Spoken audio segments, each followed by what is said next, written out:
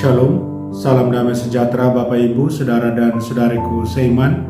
Senang berjumpa kembali dengan Anda dalam permenungan harian Sabda Tuhan, Embun Sabda, hari Sabtu 21 Mei 2022. Semoga Anda sehat, tetap semangat, tetap tersenyum, dan tetap berpengharapan pada Tuhan kita Yesus Kristus. Anda selalu dalam lindungan kasih Tuhan. Buat saudara dan saudariku yang sakit, dalam nama Tuhan Yesus yang bangkit, Anda sembuh. Saudara dan saudariku yang terkasih dalam Kristus, hari ini saya ajak Anda merenungkan, jikalau dunia membenci kamu, ingatlah bahwa ia telah lebih dahulu membenci aku. Demikian Yesus bersabda dalam Injil hari ini. Mari sebelum kita dengarkan dan renungkan firman Tuhan, kita tandai diri kita dengan tanda keselamatan dalam nama Bapa dan Putra dan Roh Kudus. Amin. Injil Tuhan menurut Yohanes bab 15 ayat 18 sampai 21. Dalam amanat perpisahannya, Yesus berkata kepada murid-muridnya, "Jikalau dunia membenci kamu, ingatlah bahwa ia telah lebih dahulu membenci aku. Sekiranya kamu dari dunia, tentulah dunia mengasihi kamu sebagai miliknya. Tetapi karena kamu bukan dari dunia, sebab aku telah memilih kamu dari dunia, maka dunia membenci kamu. Ingatlah apa yang telah kukatakan kepadamu, seorang hamba tidaklah lebih tinggi daripada tuannya. Jikalau mereka telah menganiaya aku, mereka juga akan menganiaya kamu. Jikalau mereka telah menuruti firman-Ku, mereka juga akan menuruti firman-Mu. Tetapi semuanya itu akan mereka lakukan terhadap kamu karena nama-Ku, sebab mereka tidak mengenal Dia yang telah mengutus Aku." Demikianlah sabda Tuhan. Terpujilah Kristus. Saudara dan saudariku yang terkasih dalam Kristus, hari ini kita masih merenungkan tentang amanat perpisahan Yesus. Yesus kembali menguatkan dan meneguhkan semua pengikutnya. Dia menguatkan dan meneguhkan semua murid-muridnya, terutama dalam menghadapi tantangan dan cobaan ketika hidup sebagai pengikutnya di dunia ini. Yesus dengan sabdanya mau mengingatkan supaya tidak gentar, tidak cemas, dan tidak takut ketika menghadapi semuanya itu. Saudara dan saudariku yang terkasih dalam Kristus, 2 poin penguatan dan peneguhan Yesus berikan dalam amanat perpisahannya yang kita baca dalam Injil hari ini, yang kita dengar dalam Injil hari ini. Yang pertama, Yesus katakan Dia lebih dahulu dibenci oleh dunia. Untuk itu tidak perlu cemas, tidak perlu bingung ketika dibenci oleh dunia, karena Yesus lebih dahulu dibenci oleh dunia.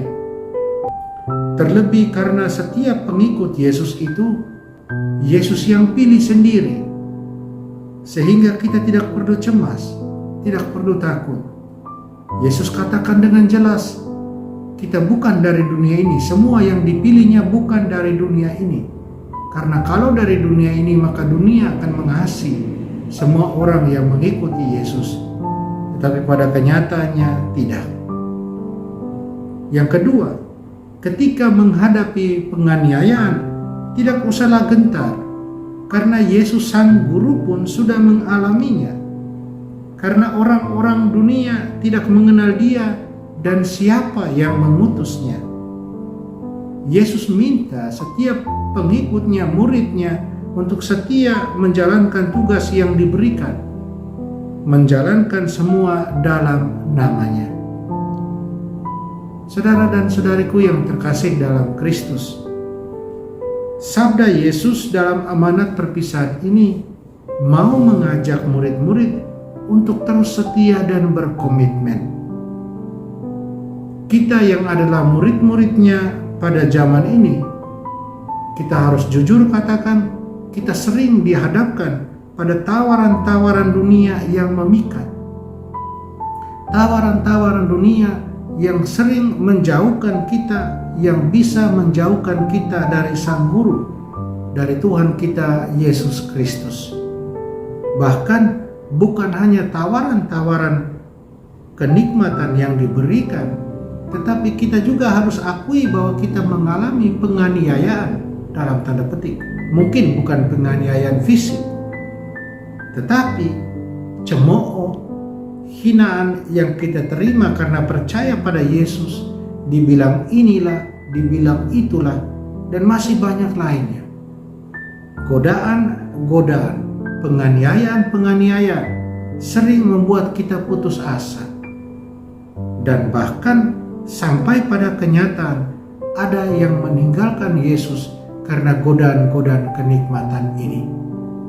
Ketenaran misalnya, mau masuk pekerjaan misalnya, harus meninggalkan Yesus, kemudian baru dapat pekerjaan, baru dapat kenikmatan.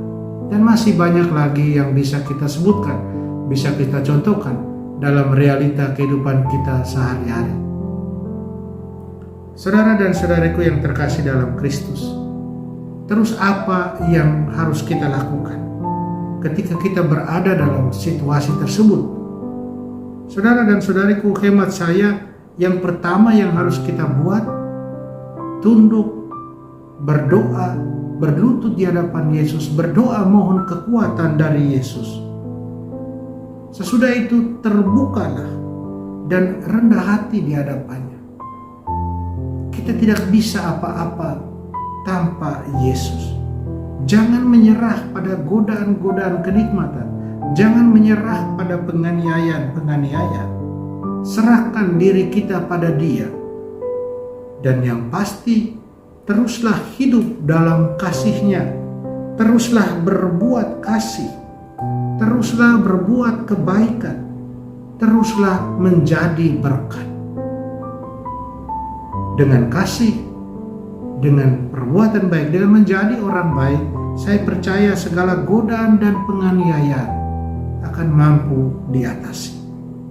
Dan yang lebih pasti lagi adalah ada kehidupan kekal yang menanti semua kita yang tetap setia padanya, yang tetap berkomitmen padanya. Saudara dan saudariku, mari kita terus berjuang. Berjuang untuk hidup sebagai murid-murid Tuhan, tunduk hanya padanya dan tidak pada dunia ini. Amin. Mari kita berdoa mohon kekuatan dari Tuhan. Tuhan Yesus, terima kasih dan syukur atas karunia cinta kasih yang sudah kami terima.